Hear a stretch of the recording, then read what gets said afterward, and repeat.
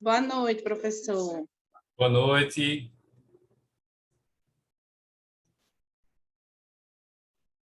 Boa noite a todos, boa noite a todas. Vamos lá para a nossa aula de Direito Constitucional. A segunda das 3 aulas desta semana, né? Amanhã vamos ter aula de novo, só lembrando aí, amanhã às 6h40 teremos nossa aula de reposição. Já tinha sido aí combinada com vocês, né?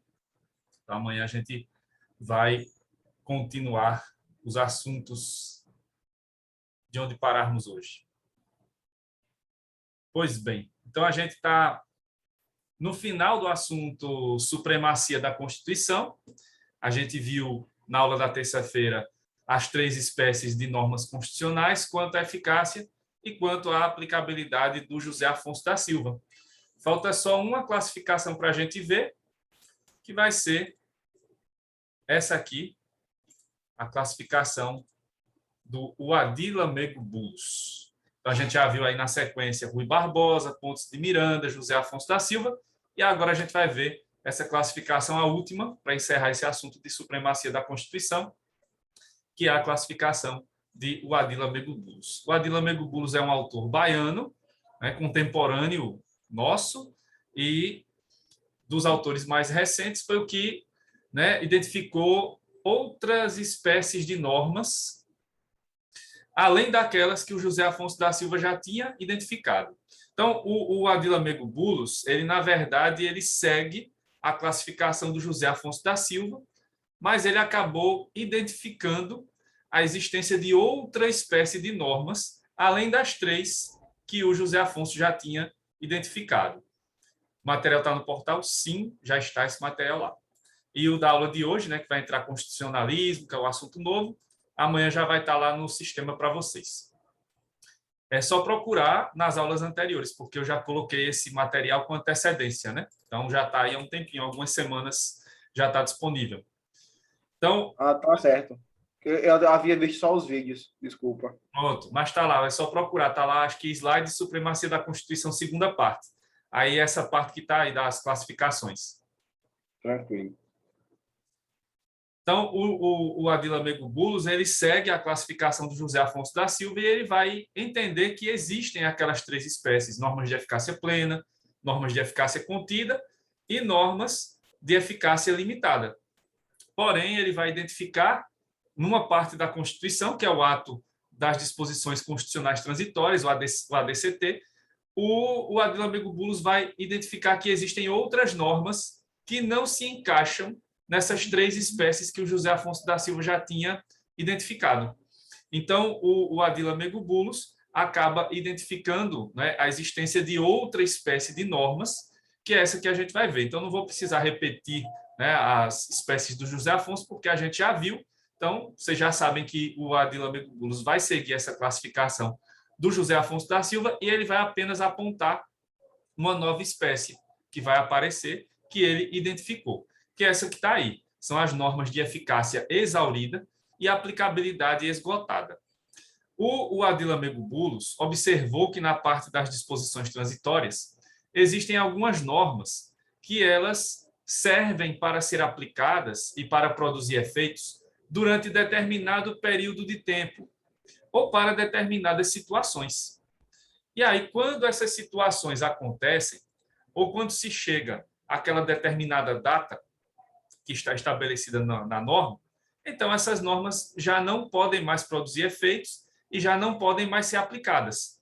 É aí que entra a ideia da eficácia exaurida e da aplicabilidade esgotada, porque essas normas, né, depois que se chega a essa determinada circunstância, a essa determinada situação, a esse determinado período de tempo que está lá escrito na norma, então essa norma vai deixar de produzir efeitos, já não vai mais conseguir produzir efeitos e ela não vai mais poder ser aplicada, porque ela já, né, cumpriu a sua função dentro do direito constitucional. Ela já não pode mais, né, ter ali nenhuma outra função que não aquela que tinha sido colocada, que já foi cumprida dentro daquele período de tempo ou dentro daquela situação específica.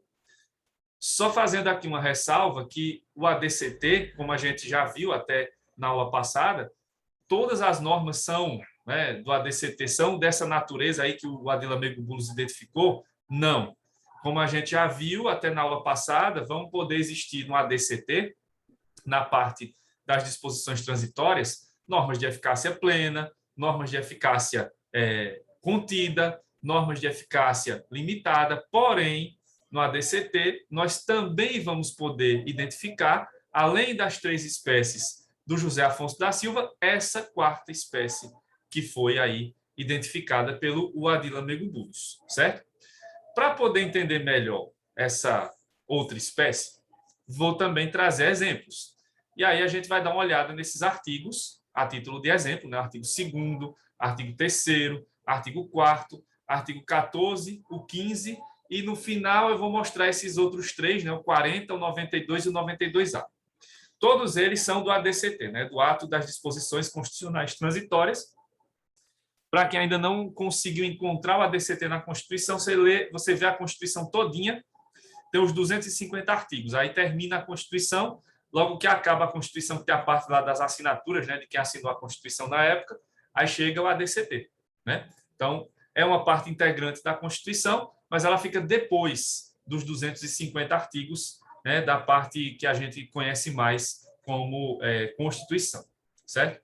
Então, chegando ao ADCT, né, o Ato das Disposições Constitucionais Transitórias, a gente encontra, por exemplo, um artigo que a gente já leu aqui em outras situações, né, que é o artigo 2º, que determina o seguinte: no dia 7 de setembro de 1993, o eleitorado definirá, através de plebiscito, a forma, república ou monarquia constitucional, e o sistema de governo, parlamentarismo ou presidencialismo, que devem vigorar no país. Então, observe, nesse artigo 2º, tem uma data precisa, 7 de setembro de 1993. Já passou e muito, né? Já vai chegar quase a 30 anos que essa data ocorreu. E o que é que previa para esse dia 7 de setembro de 93? A realização do plebiscito.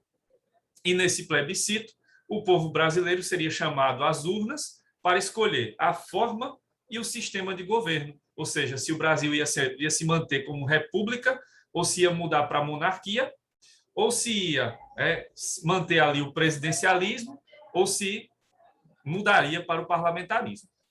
Esse plebiscito aconteceu, eu já comentei ele aqui em outras aulas, né? Inclusive, quem tiver curiosidade de ver como é que era na época e tal, quem não vivenciou isso, né? Vai dar uma olhada aí no YouTube, que tem vídeos da época, inclusive da campanha política, né?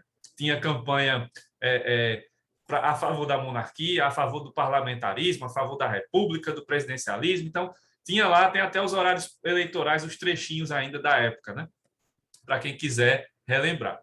E aí, no dia 7 de setembro de 93, por ampla maioria, o povo brasileiro decidiu manter a república como forma de governo e o presidencialismo como sistema de governo. E assim estamos até hoje, né? Então, veja, essa norma, ela serviu até ali, o dia 7 de setembro de 93. Mas hoje, né, no dia 28 de outubro de 2021, a gente poderia ressuscitar essa norma, né, para ela ter outro plebiscito com essa mesma norma? Não, porque ela está ali bem específica. Tem uma data precisa. Então, depois que passou essa data, ela não tem mais como produzir efeitos. Não tem mais como ser aplicada. É aí onde entra a ideia da eficácia exaurida e a aplicabilidade esgotada do Adila Mego Bullos. Essa norma não vai ter mais nem eficácia plena, contida, limitada, porque ela não tem mais como produzir efeitos, não tem mais como ser aplicada, certo? Outro artigo, né, que está aí nos exemplos, é o 3º, do ADCT. E o artigo 3º prevê o seguinte: a revisão constitucional será realizada após 5 anos, contados da promulgação da Constituição, pelo voto da maioria absoluta dos membros do Congresso Nacional, em sessão unicameral. Então, veja, aqui o que prevê o artigo 3º são as chamadas emendas constitucionais de revisão. Essas emendas, elas são muito específicas, né? E elas tinham uma forma diferente de votação, né, em relação às emendas atuais, às emendas comuns. E havia um prazo para isso, que está aqui. Após 5 anos, contados da promulgação da Constituição. Então, Se a Constituição foi promulgada em 5 de outubro de 88, esse prazo seria 5 de outubro de 1993. Mais uma vez, 93 aí aparecendo, né, o ano de 93. Então, os deputados e senadores da época tiveram a oportunidade, né, de fazer essas emendas de revisão. E essas emendas elas eram mais fáceis de ser aprovadas do que as atuais, né, as que temos hoje, atualmente, né? Porque bastava ter voto da maioria absoluta do Congresso Nacional em uma sessão apenas, né? Diferente de hoje, que as emendas comuns têm que ter ali votação de 3/5 e 2 votações em cada casa, né, do Congresso. Então, era uma forma mais fácil de aprovar essas emendas. Só que, nessa época, o Brasil vivia uma crise política, né, porque tinha passado pelo impeachment do então presidente Collor. Quem estava no governo aí era o Itamar Franco, e não havia muito clima para aprovação de reformas profundas na Constituição. Então, acabou que foram feitas poucas emendas, né, e esse espaço não foi tão aproveitado quanto deveria ter sido.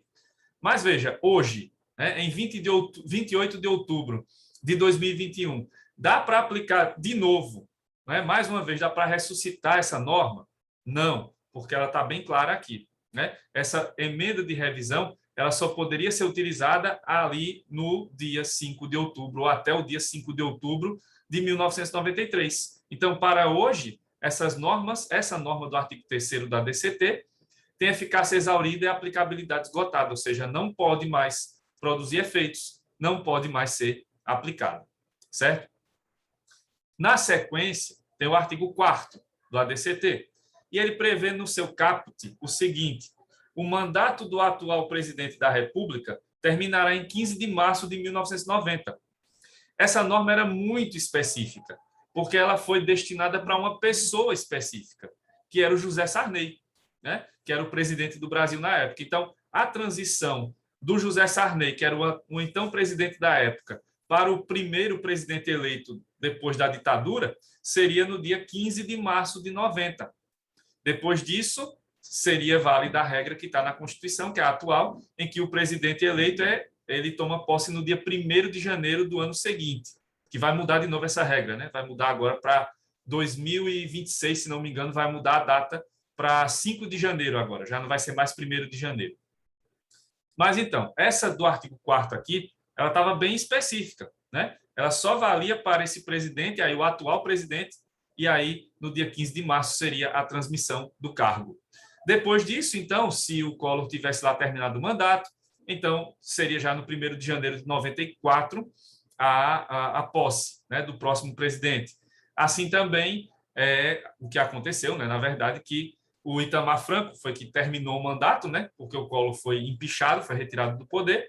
Então foi o Itamar Franco que fez essa transição para o Fernando Henrique. E de lá para cá, então, Fernando Henrique foi reeleito, assumiu em 1º de janeiro. Lula foi eleito, Fernando Henrique passa a faixa presidencial no 1º de janeiro também. Lula é reeleito e assim acontece a posse em 1º de janeiro. Dilma vai ser eleita e aí passa também a faixa no dia 1º de janeiro. Dilma é reeleita, assim acontece. Não termina o mandato, Temer assume, né? E aí, na última vez que houve a transmissão da posse, houve então a passagem da faixa para o atual presidente no 1º de janeiro. Então, veja, essa regra não vale mais, né? Porque ela foi feita especificamente para um presidente e para uma data específica. Então, não dá mais para usar o artigo 4º, né, do ADCT para que um próximo presidente assuma no eventual dia 15 de março, porque aqui está bem claro, era para o atual presidente, na época lá da Constituição de 88, e isso só valeria para a data de 15 de março de 1990, certo? Professor, perguntinha rápida para não atrapalhar muito a aula. É impressão minha, você não gosta mesmo do Bolsonaro, né? Hã? É impressão minha, você não gosta mesmo do Bolsonaro? Bom, não tenho nada contra pessoalmente ele, mas Não, é porque eu vi você falar em todos os presidentes, menos o nome dele. Aí eu já tinha ouvido que nas suas aulas você não gosta muito, não. Mas beleza, eu só queria ter essa certeza. Por questões éticas, prefiro não nomear o nome. Não nomeá-lo. Artigo 14 do ADCT. Os territórios federais de Roraima e do Amapá são transformados em estados federados, mantidos seus atuais limites geográficos. Então, essa regra ocorreu e hoje os estados de Roraima e Amapá são, né, estados, eram territórios e foram convertidos em estados, com os mesmos limites, não houve mudança de território. Então, essa norma já ocorreu, tem eficácia exaurida e aplicabilidade esgotada. O artigo 15 prevê: fica extinto o território federal de Fernando de Noronha, sendo sua área reincorporada ao estado de Pernambuco. Isso também já aconteceu, né? Então, essa norma já determinou aí a sua eficácia e a sua aplicabilidade. Isso, Osana, são normas com tempo de validade determinada pelo fato de estar especificadas lá. E veja que tem uma data específica ou uma ocasião específica, como aqui, né? Falando da conversão dos territórios em estados, que é o caso de Roraima e Amapá, né? E no caso de Fernando de Noronha, que foi reincorporada a Pernambuco, né? Que já fazia parte do estado de Pernambuco. Durante a ditadura virou território federal e depois passou a ser parte do estado de Pernambuco, de novo, né? Tá certo, Daniel, vou seguir seu conselho, pode deixar. Seguindo aqui. Temos, então, os artigos, esses aí que eu coloquei, né? Atenção aos artigos da ADCT, 40, 92 e 92A. Em alguns momentos, a gente pode pensar que, isoladamente, né, um determinado artigo dessa parte aí da Constituição é norma de eficácia exaurida, mas aí é preciso fazer uma interpretação maior, né? E é preciso ver se não tem nenhuma outra norma que atualize o conteúdo dessa mais antiga. Então, o que é que acontece aqui no caso do artigo 40, desses três artigos combinados, né? 40, 92 e 92A. Começando a leitura pelo artigo 40. O artigo 40, ele trata da questão da Zona Franca de Manaus, né? Aquela parte lá do estado do Amazonas, que é o pedacinho lá da capital Manaus, que tem uma zona franca em que as indústrias têm benefícios fiscais e tudo mais, né? E aí o artigo 40 trata desse tema e determina o seguinte: é mantida a Zona Franca de Manaus com suas características de área de livre comércio, de exportação e importação e de incentivos fiscais, pelo prazo de 25 anos, a partir da promulgação da Constituição. Então, veja, se a gente analisar o artigo 40 sozinho, a gente vai perceber que tem um prazo aqui de 25 anos, né, de vigência aí das normas que protegem a Zona Franca. Se esse artigo fosse lido só ele aqui sozinho, sem ninguém mais, né, sem nenhum outro mais, então aí você poderia pensar, eita, aí já acabou a Zona Franca, né, porque 25 anos seria ali 2013. E aí a gente já está em 2021, então não teria como a Zona Franca de Manaus continuar existindo, né? O que acontece é que houve normas, né, que foram aprovadas depois, por emenda constitucional, que mantiveram a Zona Franca funcionando. Por isso que até hoje a gente fala Zona Franca, que existe e tal. E aí, para isso, a gente precisa ir lá mais para frente do ADCT e vamos dar uma olhada no artigo 92, que o artigo 92 vai trazer aí uma determinação, né, para dar continuidade à Zona Franca. O artigo 92 prevê o seguinte: são acrescidos 10 anos ao prazo fixado no artigo 40 deste ato das disposições constitucionais transitórias. Então, se era até 2013, né, no artigo 40, o artigo 92 traz mais 10 anos. Então, a Zona Franca está valendo aí até 2023, né? Tá tranquilo. Mas não é só isso. É que outra emenda constitucional, que foi aprovada em 2014, acrescentou ao ADCT o artigo 92A.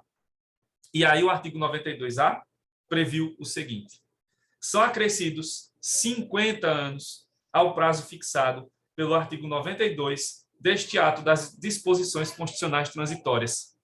Então, aqui, de 2023, vai para 2073, mais 50 anos à frente. Então, a Zona Franca está garantida, né, a sua existência e seu funcionamento pleno até 2073. Então, aquele artigo 40, que parecia ser uma norma de eficácia exaurida e aplicabilidade esgotada, aí agora você vê que, juntando o artigo 40, o 92 e o 92A, o que a gente tem aqui, na verdade, é uma norma de eficácia plena, né? Porque desde o início aí da vigência da Constituição, a Zona Franca está valendo, está, né, funcionando, e essas emendas possibilitam que a Zona Franca continue funcionando do mesmo jeito até 2073. Vai muito tempo ainda pela frente. E como vocês viram, aí nessa leitura dos 3 artigos juntos, nada impede que venham emendas constitucionais para acrescentar prazos. Então, é preciso ter cuidado também com essas questões de prazos, porque se aparecer uma emenda constitucional que amplie esses prazos, então a norma não é de eficácia exaurida. Aí ela vai voltar a ser lá uma daquelas do José Afonso, né? Ou eficácia plena, ou eficácia contida, ou eficácia limitada. No caso aqui da Zona Franca, é eficácia plena, certo? Então, como eu tinha dito logo no começo aqui da explicação, as normas que estão no ADCT, nem todas vão ser de eficácia exaurida e aplicabilidade esgotada. Muitas continuam lá valendo, né? Até a da licença paternidade, que está lá no ADCT, né, de 5 dias e tal, ela ainda continua valendo.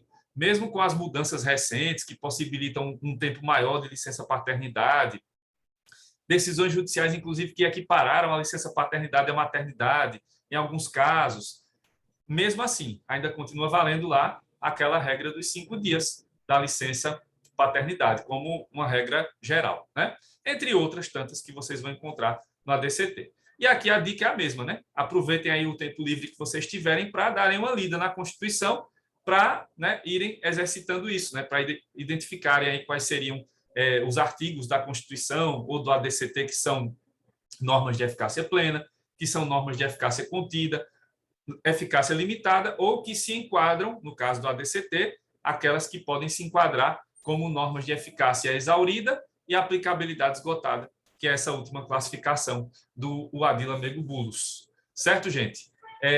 Ficou aí mais alguma dúvida sobre essa classificação especificamente? Tranquilo por mim. Não.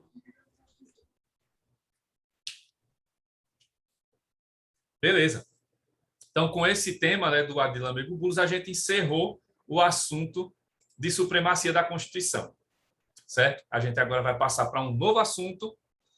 E agora a gente vai começar aqui, né, uma trilogia, na verdade. São 3 assuntos que têm relação muito próxima entre eles e tem, inclusive, pontos em comum, que são ali principalmente as revoluções liberais, que a gente vai estar sempre falando aqui, né? A Revolução Gloriosa do Reino Unido, a independência das 13 colônias norte-americanas, que a gente conhece popularmente como a independência dos Estados Unidos, e a Revolução Francesa.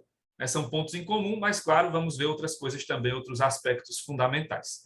E aí, na sequência, né, a gente vai vendo aqui constitucionalismo, que é o nosso próximo assunto, que vai começar agora, depois poder constituinte e depois os direitos fundamentais.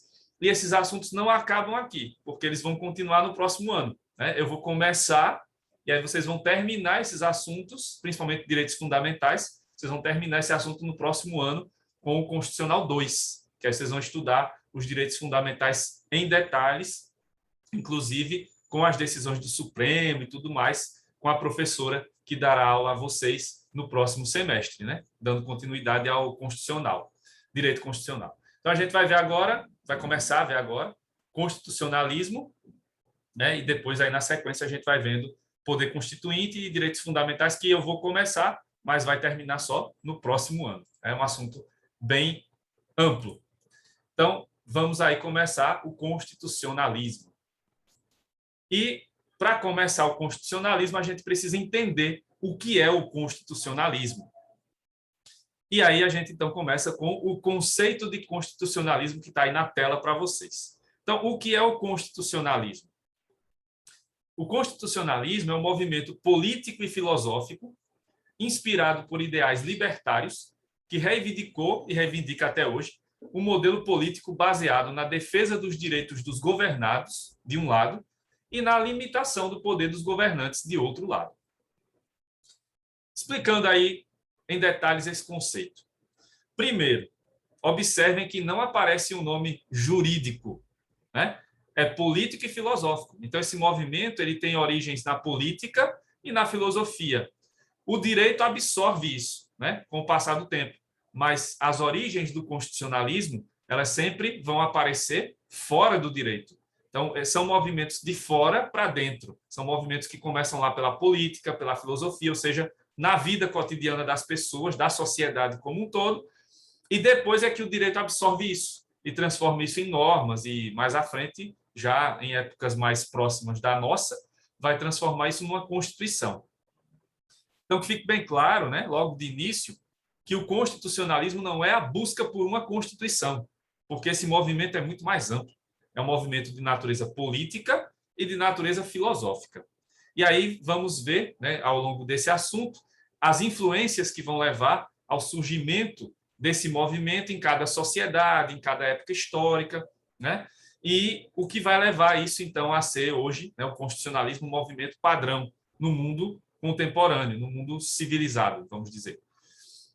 Ou no mundo contemporâneo, né? Oriente e Ocidente juntos aí. Então, é um movimento que não é jurídico, ele começa político, filosófico, depois é que o direito vai absorvê-lo, né? Esse movimento ele vem com inspirações de natureza libertária, e aí não é um movimento liberal, é um movimento libertário, é muito mais amplo do que liberalismo, certo? Apesar de que em vários momentos da história recente o liberalismo aparece, mas não é o movimento determinante, porque antes do liberalismo já havia aí outros movimentos que levaram ao surgimento do constitucionalismo em outras civilizações e em outros momentos históricos. Esses ideais libertários, essa ideia de liberdade em geral, ela reivindica até hoje um modelo político, né, que vai ser baseado em duas situações, né, que são em dois elementos, né, que são aí que eu destaquei nessas letras em cores diferentes, são os elementos fundamentais do constitucionalismo. Então, de um lado, a gente vai ter aqui a busca para se determinar limite de poder aos governantes. Então, o constitucionalismo ele só aparece numa sociedade que tenha governantes com poderes limitados. Governantes com poderes ilimitados espantam o constitucionalismo e transformam aquela sociedade em outra coisa, menos uma sociedade seguindo esses ideais. Então, de um lado, vai se buscar limite de poderes para governantes. Então, os governantes aqui têm que ter limites. Não podem governar sem limites. Por outro lado, vai se buscar a garantia de direitos básicos para os governados, para o povo, para nós, né? Então, esses são os dois aspectos fundamentais aqui e eles estão totalmente interligados, porque um depende necessariamente do outro. Você só vai ter aqui direitos para o povo se houver limites para o governante. Porque um governante que tem poderes limitados vai pensar nos direitos do seu povo. Agora, se você tem um governante que tem poderes ilimitados, esse governante não terá a menor preocupação em estabelecer os direitos para o povo. E aí não haverá direitos básicos para os governados. Então, é um movimento aqui, né, é uma via de mão dupla. É preciso que existam os dois elementos presentes. O limite de poder para os governantes, de um lado, e a garantia de direitos básicos para o povo, né, para os governados, do outro lado. Isso vai aparecer desde a origem do constitucionalismo, desde milhares de anos atrás, e até hoje, essa é a base do constitucionalismo. Não mudou. É a mesma coisa, certo? Então, sempre que formos buscar, né, identificar na sociedade o constitucionalismo, vamos ter que buscar estes dois elementos aí. O limite de poder dos governantes e a garantia de direitos básicos para os governados. Se um desses elementos faltar, o outro, consequentemente, faltará também. E não haverá ali a presença do constitucionalismo, certo? Mesmo que exista uma Constituição, não existirá o constitucionalismo. Porque, como eu disse e repito, o constitucionalismo não é a busca por uma Constituição. O constitucionalismo é a busca por esses dois elementos, o limite de poder dos governantes e a garantia de direitos básicos para os governados. Se esses dois elementos aparecem, então as chances de termos aqui uma Constituição que funcione e uma democracia forte são grandes. Mas se esses elementos não existem aqui ou não têm força, então é bem provável, quase certo, né, 99% de certeza, que ali teremos, naquela sociedade, naquele país, uma Constituição fraca e teremos ali, sentiremos falta da democracia. Isso é fato, certo? Então, no conceito, o constitucionalismo representa isso. Um movimento de natureza política e filosófica, não é jurídica. O direito só absorve isso depois, né? Os ideais aqui têm a busca pela liberdade, mas não é necessariamente liberalismo, né, porque o liberalismo é mais recente, muito mais recente do que o movimento em geral do constitucionalismo. E aqui o que se busca é esse modelo em que vamos ter esses dois elementos presentes, sempre. Limite de poder dos governantes e garantia de direitos básicos para os governados. Sabendo disso aqui, vai ser fácil identificar cada fase do constitucionalismo e de que maneira, né, cada sociedade vai manifestando esses ideais em cada momento histórico. Certo, gente? Até aqui alguma dúvida? Tranquilo, professor. Ok. Bom, aí temos as fases. Segundo a doutrina de direito constitucional, nós vamos ter, então, 4 fases do constitucionalismo. A primeira, que vamos chamar de constitucionalismo clássico ou antigo. A segunda, que vamos chamar de constitucionalismo moderno. A terceira, que será o chamado neoconstitucionalismo ou constitucionalismo contemporâneo. E, finalmente, o chamado novo constitucionalismo latino-americano. Aqui vale uma ressalva, né? uma ressalva importante, principalmente para quem está estudando direito constitucional pelo Dirley da Cunha Júnior. O Dirley da Cunha Júnior coloca no seu livro uma outra fase, que seria o chamado constitucionalismo medieval. Ele estaria aqui entre esse 1 e o 2, o clássico, né, o antigo e o moderno. Então, aqui no meio dos dois teria o medieval. Mas por que eu não adoto o medieval e por que a maioria da doutrina não adota? Como vocês vão perceber na explicação daqui a pouco, não houve constitucionalismo na Idade Média. Na Idade Média não havia espaço para que esses ideais aparecessem, pelo menos não na Europa, né? Em outros lugares apareceu, mas não necessariamente na Europa. E quando o Dirley da Cunha Júnior menciona o medieval, né, a fase medieval, ele está falando de um documento que é a Magna Carta, que muita gente conhece já e tal. Lembra da história do João Sem Terra, eu vou falar disso de novo. Mas, como eu vou mostrar a vocês, a Magna Carta não foi uma Constituição. Muita gente fala isso de maneira errada. A primeira Constituição da história foi a Magna Carta. Não foi. A Magna Carta não foi uma Constituição, ela foi um contrato, certo? Então, por ser um contrato, ela tem uma natureza diferente de uma Constituição. Ela até deu direitos a algumas pessoas e tal, mas não foi direitos para todos, né? Foram direitos para os nobres. O resto da população não teve direito nenhum. Então, a Magna Carta não é uma representação de constitucionalismo, da maneira que eu mostrei agora, né? Com aqueles dois ideais ali aparecendo. Não. Então, não dá para dizer que teve constitucionalismo medieval, certo? O que houve foram alguns momentos assim que surgiu alguma coisa, tal, mas não chegou a ser, né, algo que levou ali ao benefício de todos de uma sociedade. Não, foram apenas algumas pessoas que ganharam com aqueles contratos assinados. E não foi só na Inglaterra, né? Teve documentos assim na Espanha, na Itália, em outras partes da Europa, né?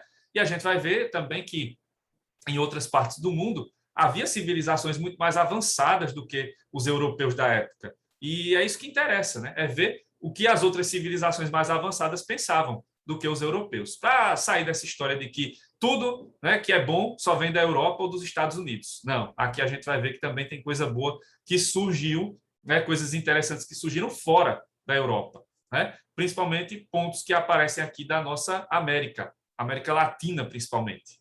Então, as fases que eu vou mostrar aqui para vocês são essas, e aí quem for estudar pelo Dirley tem essa atenção, porque apesar de que ele menciona lá o constitucionalismo medieval, mas a maioria da doutrina não segue isso, né? Quase nenhum autor segue o que o Dirley coloca. Então, ele é minoria, porque realmente, de fato, não houve constitucionalismo na Idade Média, como eu vou mostrar a vocês aqui na sequência. Então, essas são as fases e a gente vai vê-las, claro, de maneira bem detalhada, né? Aí só outra ressalva, antes de começar a falar das fases. Vocês estão vendo aí que aparece antigo, moderno, contemporâneo, e aí você pode lembrar daquilo que a gente aprendeu lá no colégio, né, na escola, que havia aquelas eras da história, né? Idade antiga, idade moderna, idade média, a idade antiga, média, moderna, contemporânea. Não confundam, certo? Porque aqui essas datas não são iguais. Esses momentos históricos não são iguais. Então, até vou fazer aqui, vocês vão ver, né, que eu vou fazer uma linha do tempo, E aí vocês vão perceber que cada fase dessa do constitucionalismo segue uma linha do tempo diferente daquela das eras da história. Então, cuidado para não confundir, certo? Porque aqui nem sempre ou quase nunca essas datas ou essas épocas vão coincidir. Então, aqui a gente tem uma classificação diferente daquela que vocês aprenderam lá nas aulas de história. Aqui é diferente, tá? Aqui vamos ter uma classificação diferente, uma determinação de tempo diferente, certo? Dito isso, então, vamos seguir para a gente ver aí fase por fase.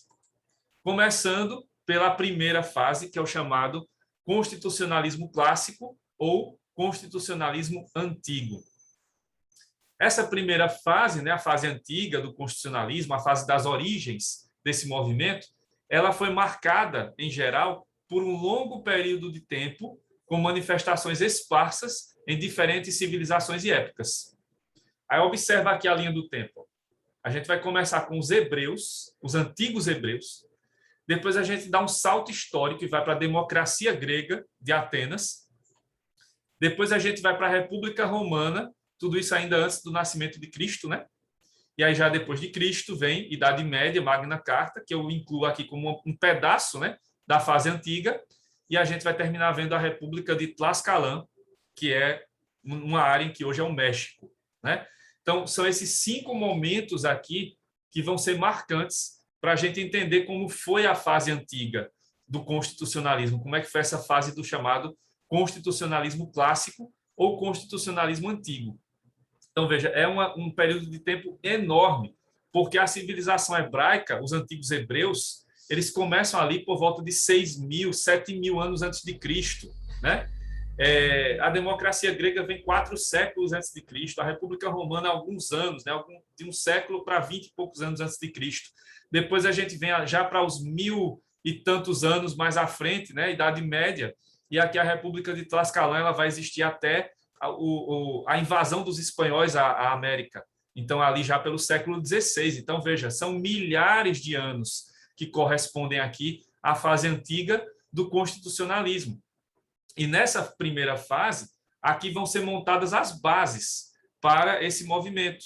Então, a gente vai ver aqui como isso se origina, né? De onde começa tudo, quais são os aspectos que vão ser ali fundamentais, né? Quais são as bases que vão ser fundamentais para montar o modelo que a gente conhece hoje de constitucionalismo. Então, a gente vai ver aqui muito mais isso, né? Os aspectos que vão servir de base para os movimentos futuros.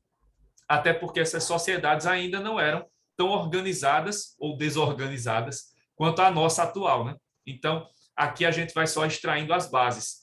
E outro ponto importante é que nessa primeira fase, o constitucionalismo não é regra, ele é exceção. São apenas alguns países, são apenas algumas civilizações que adotam esse modelo. A grande maioria das civilizações vai adotar o modelo de Estado antigo. Aí eu já puxo vocês lá para a teoria que a professora Kaline deve estar falando sobre as questões políticas, teoria do Estado, etc. Que aí vocês já devem ter visto esses modelos de Estado, né? E o modelo de Estado que prevalecia nessa época era o modelo de Estado antigo. E esse modelo não era propício para o constitucionalismo, muito pelo contrário, esse modelo repele, ele joga fora os ideais do constitucionalismo, né? Como a gente vai ver aí na sequência, né? Então, esse movimento, essa primeira fase aqui, ela é montada sobre essas bases e vai ser um movimento de exceção, não é a regra, né? São casos excepcionais que depois vão sendo mais popularizados, digamos, nas outras civilizações. Falta menos de 1 minuto para terminar essa primeira parte, então vou fazer aquela pausa estratégica para, né, gravar aqui esse pedaço da aula. Na volta, aí eu começo a falar da primeira fase, tá? Me aguardem aí, já volto. Até já. Tranquilo, professor.